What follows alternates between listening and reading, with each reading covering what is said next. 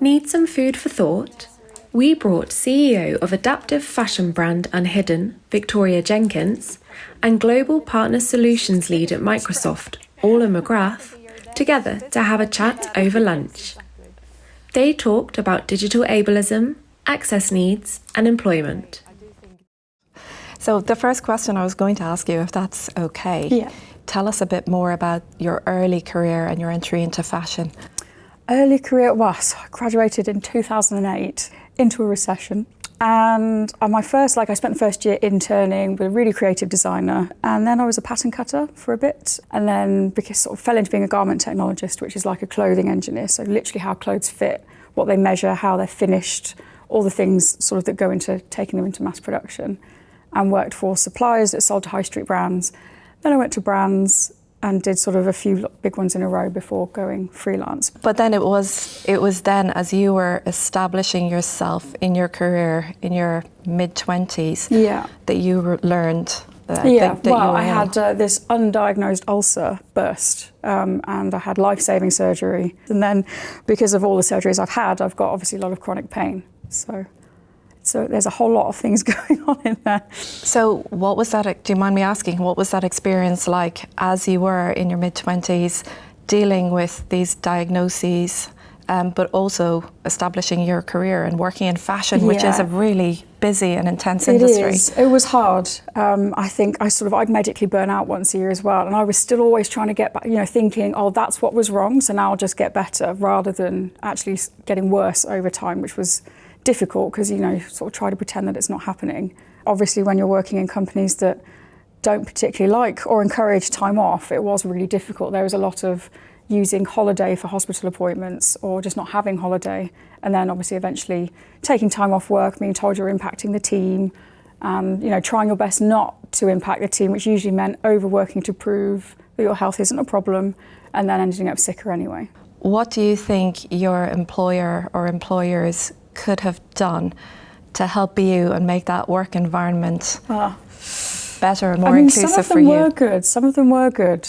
So one in particular, and I know it's a controversial opinion, but being able to work from home was the thing that I consistently asked for and was repeatedly denied. But one company did say, yep, you can do that. I mean, not for fit sessions, it's very hard to do.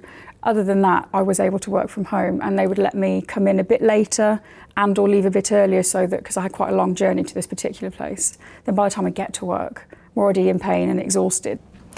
And I suppose while COVID was such a difficult time for so many people, what the influence it has had on the workplace and hybrid working, has that created a much more positive experience for you and for other people that have disabilities? Definitely. I mean, it's kind of leveled the playing field. If everyone's working remotely, then so many more of us can. If you haven't got to commute, if you can do it in your own, when all your things around you, everything that you need, rather than having to cart it all to an office potentially. And I feel really guilty about it, but COVID for me was a gift in that suddenly everybody was online. So I've done all this networking with people that wouldn't otherwise have engaged with me. So there's definitely been a lot more sort of everyone being more open to sharing. And I think that's really moved things forward for people with disabilities and chronic illness. How did you feel about it? Well, I think the tech industry was an industry that pre-lockdown, people did work in the office pretty much 5 days a week, and everything changed with COVID. Hybrid working became the norm. And it has certainly helped not only people with disabilities, but people with families and trying to balance that work-life balance. So yeah, it has had a very positive impact, I think, on everybody in terms of the flexibility that we have now, which is a lovely segue into Unhidden. So in 2017, you established your own fashion brand, Unhidden. So the first adaptive fashion brand created by a disabled person in the UK that's now part of the British Fashion Council? Not the first adaptive brand, but the first to join the British Fashion Council, yes. I always have to thank the people that came before me and acknowledge those, because there's a lot of them. What led you to create Unhidden, and how's it going now? What's your experience been? So I was in hospital in 2016 and a fellow patient had gone through ovarian cancer, but as is often the case, she was left with other conditions. So she had 2 stomas, line in her arm, and she was there to be fitted for one in her chest. And I noticed that I could hear, obviously, the doctors asking her to take everything off when they came around to see her. And because she had so many things going on, there was usually about 6 doctors. It's quite, we're all used to it. You'd have to kind of get used to it in that position. But when you're vulnerable, you don't really want to be taking your kids off all the time. So that was the first thing in my head. I was like, I'm sure. I was just thinking about hospital gowns and what we wear in hospital. And then she sort of said she couldn't dress how she wanted to at work, at home, going to any kind of social event. She very much felt trapped in very casual tracksuit bottoms and T-shirts sort of scenario, so that she could easily access everything. It was easy for somebody else to dress her. And as soon as she said it, I sort of thought, it's so obvious. Somebody must be doing it because it is so obvious. And what I looked at online from my hospital bed in 2016 was, it felt like it was from the carer's perspective rather than the patient. So I thought, why don't I have a go? Why don't I use everything I've learned and use it for something better? Whilst also, it's a gamble going self-employed, but equally it did mean that I could manage my own health a lot better. And that's kind of where it started. Can I ask what you're wearing today? Yes, this is all Unhidden. So this shirt has openings down the arms. So if you're going through cancer or chemo, have diabetes, you can just pop them open. And the same with the front, there's poppers, there's no buttons anywhere. And the sleeves are elasticated, so they can actually grip onto prosthetics, so you can change the length. And then the seams being like this is actually for manual chair users, so when they're rolling along, set-in sleeves can rub and have quite a lot of wear and tear. And then the trousers are mostly it's just the fact they're soft jersey, but there are openings in the pockets so that if you've got tubes, you can feed them through the pockets and not over a waistband, which is really painful and can be quite dangerous. So much thought goes into the actual clothing, but it looks beautiful. Yeah, well, thank you. And that's the goal, is you can't tell it's adaptive. I think that's been the thing I've really noticed doing runways, is everyone focuses on the models, which is incredible, but it's not the full story. It's actually the clothes that are doing a lot more than they look like they're doing. And you're really passionate about creating clothing that makes people feel good, but also helps them in the workplace. Maybe. Yes. Well, there's so much, that's the thing, like actually not being able to dress for a job interview pre-COVID was a barrier to employment in the first place. And then if you're if you wanted to go for a corporate role, but you can't dress that way, then you're not going to get that job, and it's going to, you're just going to feel different to everybody else. It's very othering. Do you think your experience has been different to entrepreneurs who don't have a disability? I mean, it's definitely a bit different. I think, to address I don't look disabled, so I think that does make things a lot easier for me than definitely other people with more noticeable disabilities and cognitive learning disabilities.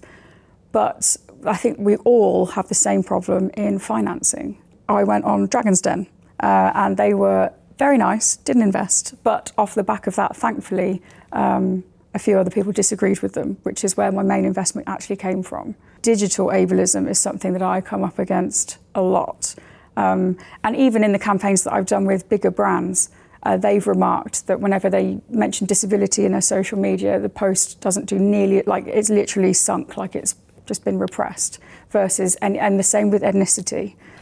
And as we see society digitally transform, it's critical to us that digital transformation is inclusive. Our disability representation sits at the heart of our strategy. So it's all about talented teams building experiences with and for people with disabilities.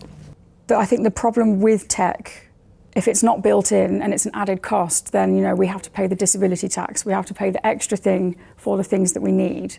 Whereas if it's built in and it's just everybody has it and that's like the flat base rate, I think that's where the magic happens, really. And one of the things that is key for us to promote is driving inclusivity across that partner ecosystem. So one of the initiatives we have in the UK is something that's called the Partner Pledge. And it's really about getting our partners to work with us and sign up to some of our core values or shared core values. So things like gender equality, Amazing. Skilling in the tech industry, sustainability and disability confident. And then to work on joint initiatives together. And to date, we've had about 300 of our partners sign up to Disability Great. Confident, which is small. It's a small impact, but it's all about building momentum and building awareness and working together and progressing those initiatives.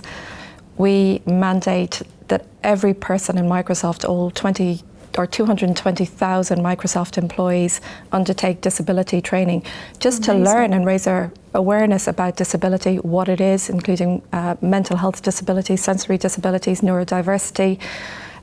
How do people with disabilities use technology, and what are the barriers? And then how do we design more inclusive experiences?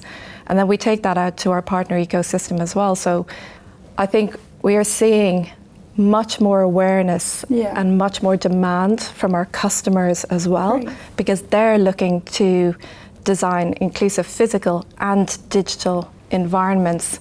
Yeah, but it's great that customers are starting to do it. I think that's always been the thing.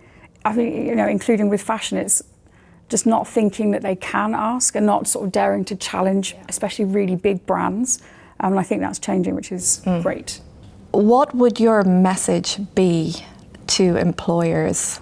I mean, I think the first thing to realise is they 100% definitely have people with disabilities working for them. It's just whether they know that they do. So I think the first step is making their environment safe for people to disclose that they are. Because, I mean, I used to say I was chronically ill and it was managed rather than saying that I was disabled, because I thought if I put disabled on my CV, quite like no one would have hired me. I would not have had the career that I did.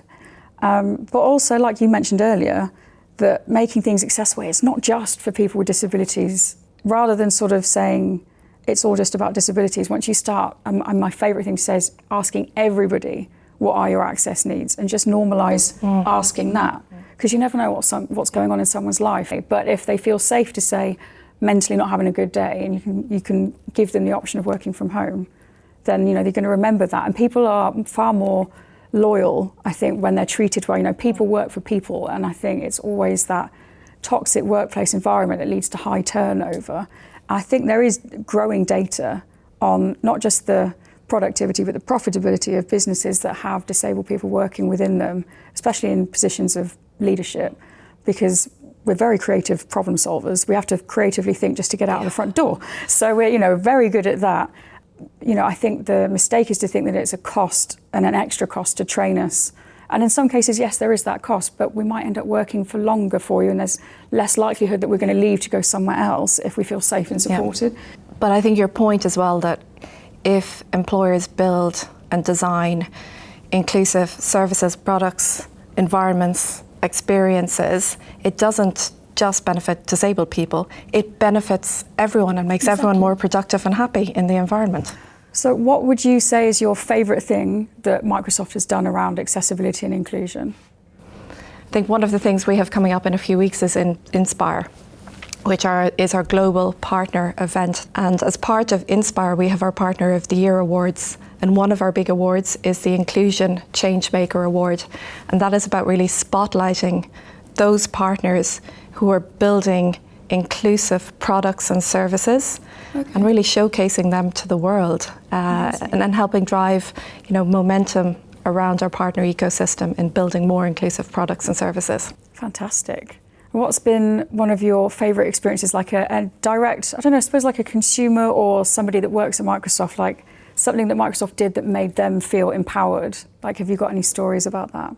One of our partners here who both employs people with disabilities, hearing disabilities, but also has built a product on Microsoft, on the Azure platform, to make British Sign Language available on websites, on their customers' websites, which is one of the things that we're very proud of. And there's so much, I guess, innovation coming from our partner ecosystem, and it's some great inclusive innovation as well.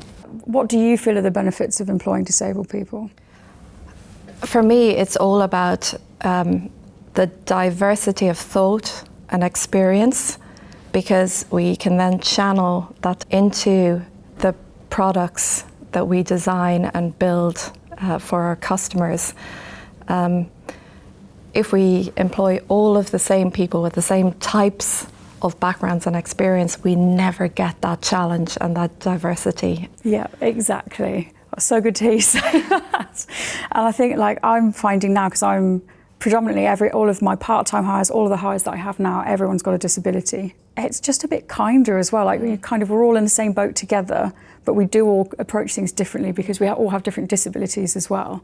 So like you say, it's just kind of having that extra, almost like a checkpoint. You know, if you're organising an event, you need to do it from so many different perspectives so that everybody can truly take part. And the same with products and tech. Yeah, it's more creative, but it's definitely kinder as well. I think when it comes to first steps that companies can take, it's really great to hear what Microsoft are doing, and especially when it comes around training, because I think that's got to be one of the first things is before you try and welcome in more people with disabilities, you need to know that actually the environment around them, physically and digitally, is going to be safe for them to come. So there's definitely something to be said about online courses, and there are so many consultants. There are lots of free resources as well. I know you provide quite a lot of them, actually. Microsoft do heaps, so that could be the first port of call. But then people, I think, sometimes forget about the physical space as well, and it's not just ramps, it's, you know, wideness of doorways. Bathrooms, unfortunately, are always the thing, and there are just not enough accessible bathrooms. I've worked in places where there's no lifts, there's loads of stairs, the bathroom's on a different floor, and they're either tiny and dirty, or if there is an accessible one, it's out of order. So I think kind of a very simple basic sweep of the building that they're in as well. And then it's all the internal comms.